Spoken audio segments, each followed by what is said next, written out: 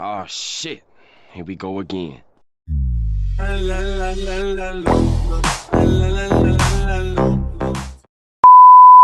Yun, bali ngayong araw mga kametal, nandito tayo ngayon sa City Hardware Ipil upang mag-replay ng kanilang tarpaulin na logo. Bali ang kasama pala natin ngayon sa paghihinang si Don J, si Brother Putik.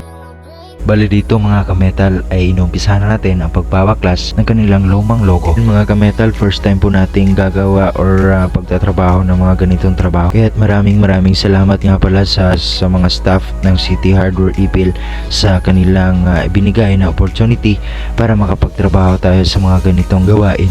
So yun, maraming salamat mga kametal sa pagsama sa ating video ngayong araw. Baka po pwedeng ma-share ang ating video mga kametal at ma-follow ang ating Facebook page, ang Sulman Metal Arts. Maraming salamat and God bless po mga kametal.